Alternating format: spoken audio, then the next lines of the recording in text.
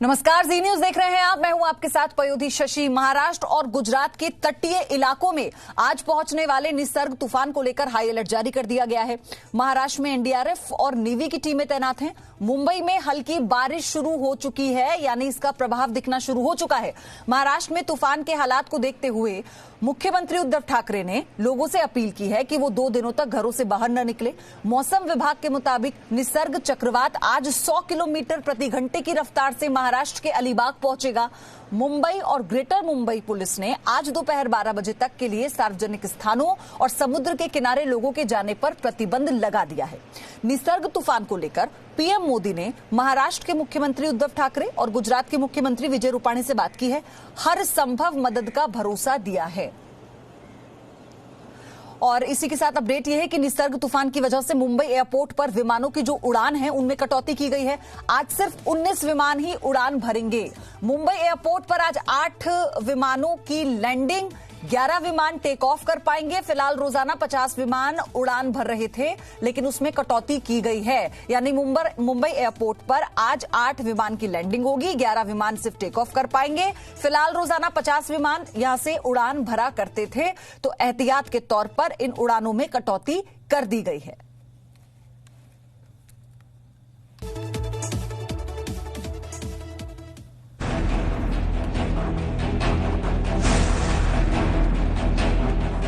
तुम्हें भारतीय तटरक्षक बतावे, चाहे दरिया में तूफान आए, चाहे तुम्हें किनारा पंथ आवी जाओ। मच्छी बोट आपको भारतीय तटरक्षक की ओर से सूचित किया जाता है कि तूफान की आशंका है, इसलिए सभी जल्द से जल्द अपनी बोट हार्बर की ओर ले जाए।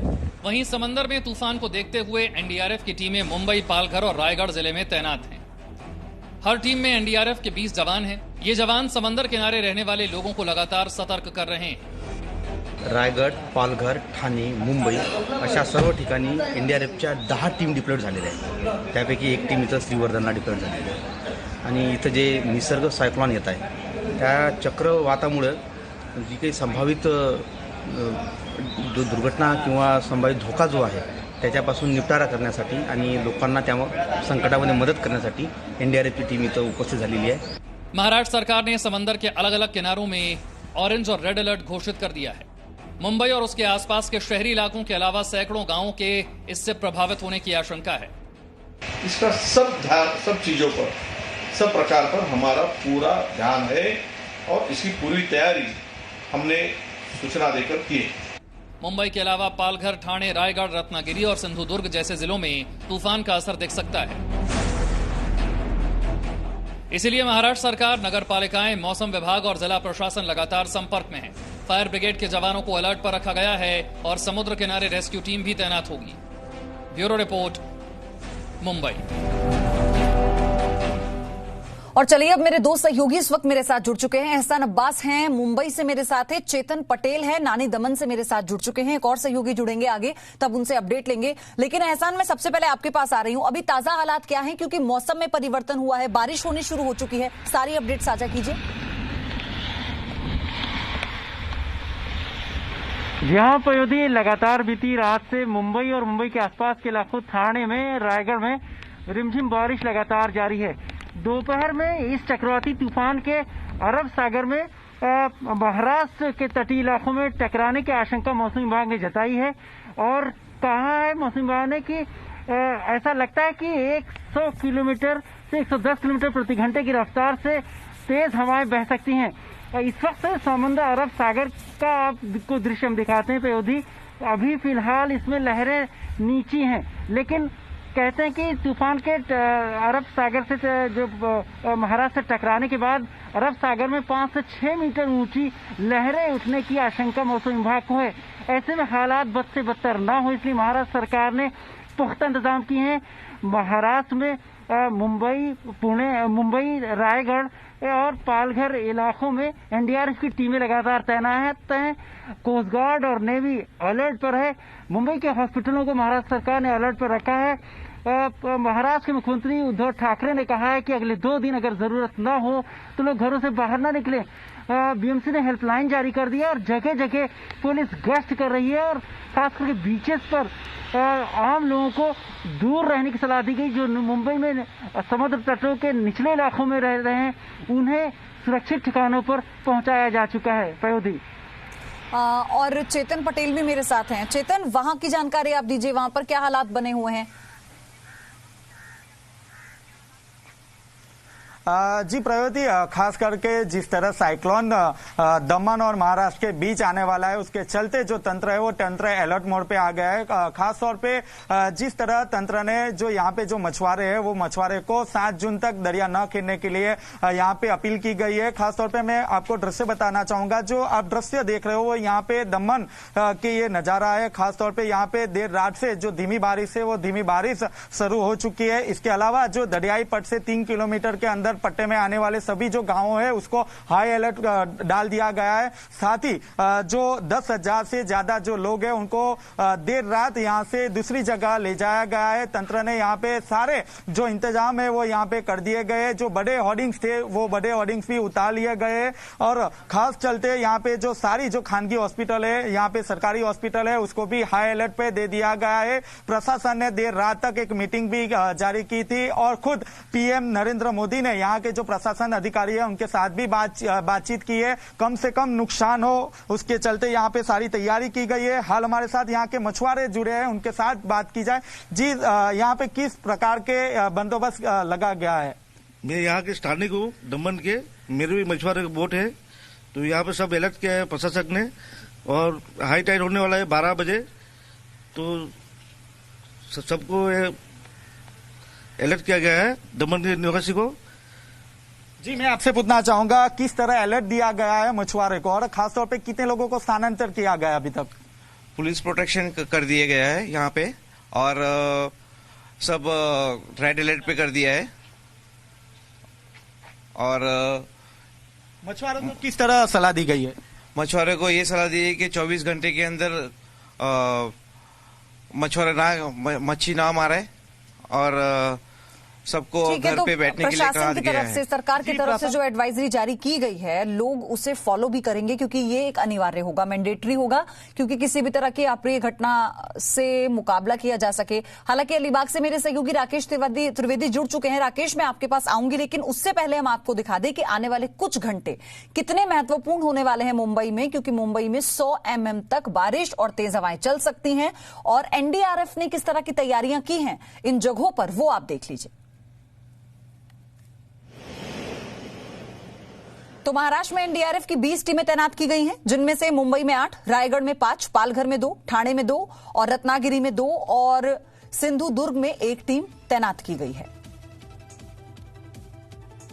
हमारा टीम धनु बीच में आज मॉर्निंग 4:30 आवर्स से तैनात है। हम देखा था मॉर्निंग 4:30 से पहले उसका टाइड्स का हाइट और सी का लेवल बहुत कम है।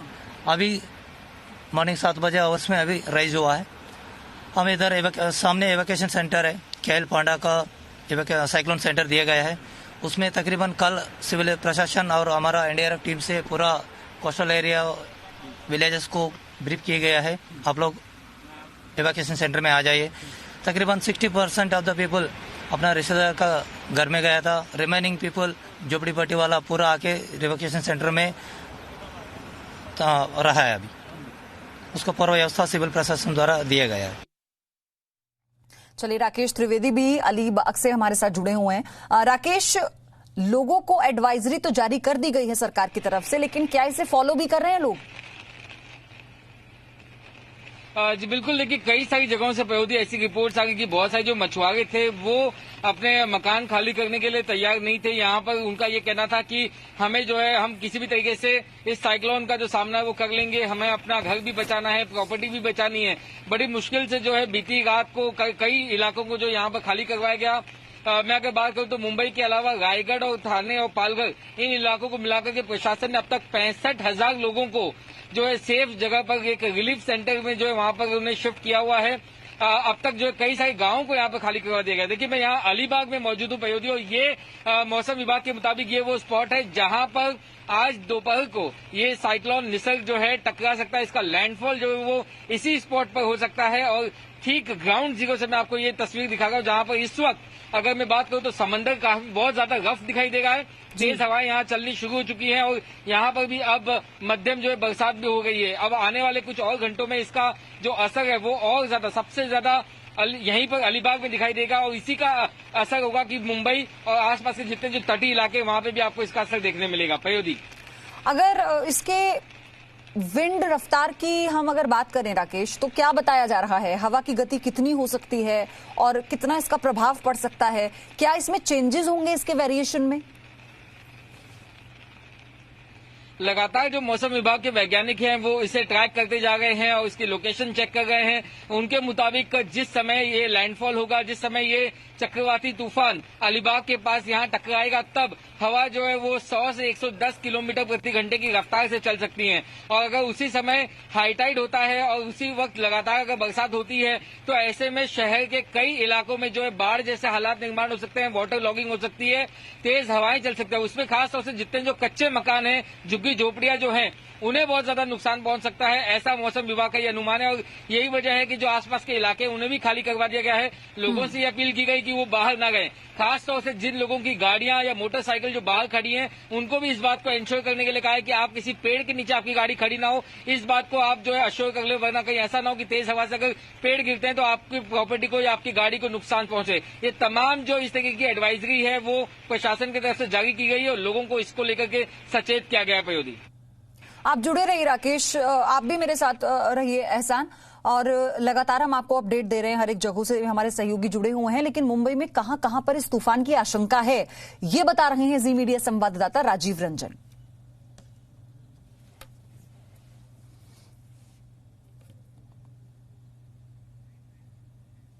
मरीन ड्राइव की तस्वीरें फिलहाल आप देखिए। उससे पहले यहां पर पूरी तरह से चौकसी भी है और साथ ही सावधानी भी बरती जा रही है। और ये लगातार, जैसा हम आपको बता रहे थे कि जो टीम्स हैं वो वेरिएशंस को जज कर रही हैं, यानी रफ्तार कितनी हो सकती है, क्योंकि समय कोई एग्जैक्ट कोई टाइमिंग नहीं है इसको मुकर्रर कर देने की कि इस समय पर आएगा। कुछ आवर्स का टाइम होता है, उस दौरान ये देखा जाता है कि समंदर में जो लहरें उठ रही हैं, जो वेव्स हैं, वो किस तरह से हैं, और इसी को लेकर इसको स्टडी करने के बाद ये बताया जाता है कि इतने समय के बीच में या इतने घंटों के दौरान ये तूफान आएगा। तो फिलहाल हर एक अपडेट मौसम विभाग के जो अधिकारी हैं वो मौके पर है, यानी उस हॉट स्पॉट पर है जहां पर इस तूफान के टकराने की आशंका सबसे ज्यादा है या फिर टकराएगा। तो फिलहाल ये मरीन ड्राइव की तस्वीरें आपके सामने हैं। आप देखिए, पुलिस की तैनाती भी इसलिए जरूरी है क्योंकि लोगों से ये कहा गया है कि वो 2 दिनों तक अपने घरों से बाहर ना निकलें एहतियात के तौर पर। एहसान अब्बास मेरे सहयोगी लगातार हमारे साथ बने हुए हैं। मरीन ड्राइव से देख पा रहे हैं हम तस्वीरें। एहसान, यहां पर हम देख रहे हैं मौसम विभाग के अधिकारी भी हैं अपना आकलन करते हुए, और पुलिस बल की तैनाती भी है।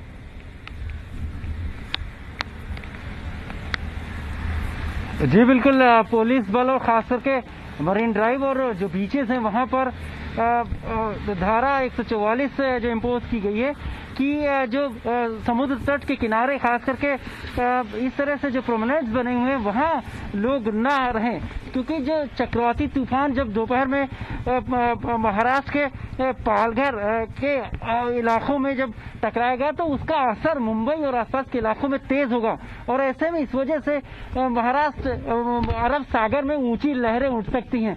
तो इसलिए समुद्री तटों पर जो मुंबई पुलिस ने लगातार गश्ती बढ़ाई है।